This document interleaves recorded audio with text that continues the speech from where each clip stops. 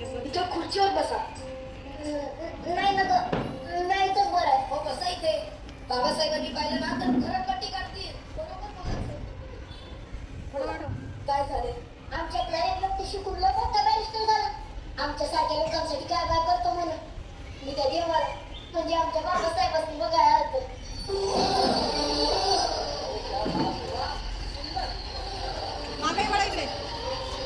काय चाललंय हे पहा. तुमचा भक्त फार लावून भेटायला आलाय. या. अहो हे काय करताय? हेच मला संपवायचे. व्यक्ती पूजा, मूर्ती पूजा, त्यामुळेच तर इतकी वर्ष गुलामगिरीत घालवली आपण. माणसाला माणूस म्हणून कधी स्वीकार करणार? बसा. अहो आम्ही किती वेळाचं सांगतोय, ऐकतच नाही. या बसा बसा. हे घ्या पाणी. नाही ना ग, मी वरच्या जातीचे, आम्ही खालच्या जातीचे. पाणी टाका, मी उंचडीनं पितो. अहो आम्ही जन्मानं कुठल्या जातीचा आहोत ते महत्वाचं नाही. आम्ही बाबासाहेबांचे विचारांचे पाईक आहोत. घ्या पाणी. वा बाबा.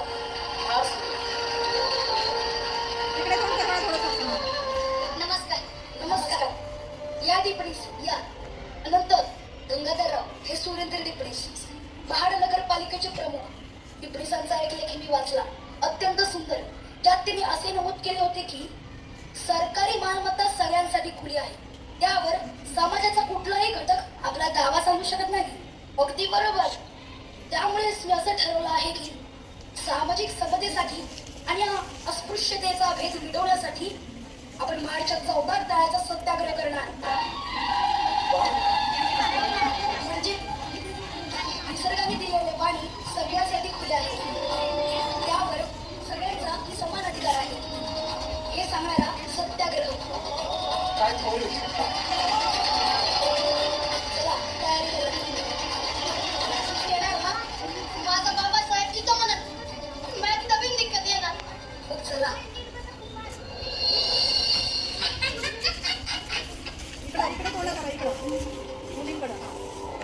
काका, ओ बंकर, तुम्ही हे योग्य करत नाही आहात. योग्य अयोग्य हे ठरवायचा अधिकार देखील कोणा एकाला नसतो. तुम्ही आमचं पाणी वाटवताय. आमचं पाणी. चला मी मान्य करेन हे तुमचं पाणी आहे. तुम्ही तुमचं नाव यावर लिहून दाखवा. मिस्टर आंबेडकर, तुम्हाला हे महागात पडेल. काय महागात पडेल रे? थांब तुला धडा शिकवतो. हे निघेल चल. हे काका, तुम्हाला हे महागात पडेल. हा आधीच सांगून टाका. हे चल हे चल. महाडच्या तळ्याचं पाणी पेटल गंगाई, त्या तळ्यात माझ्या भीमाची छबी भेटल ग बाई.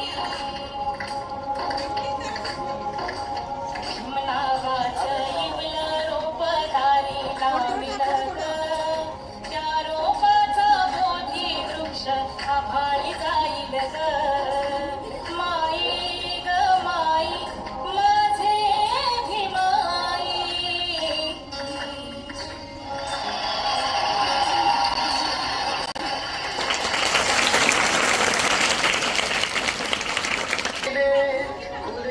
पाणी चौदा तळ्याचे हक्क देऊन माणसाचे केले सोने पीडितांचे आणि संघर्ष करा मार्ग भीमाची आठवण कधी मिटणार नाही. भीमाची आठवण कधी मिटणार नाही. अरे एकच जन्म काय, 1000 जन्म घेतले तरी बाबासाहेबांची आठवण कधी मिटणार नाही. धन्यवाद.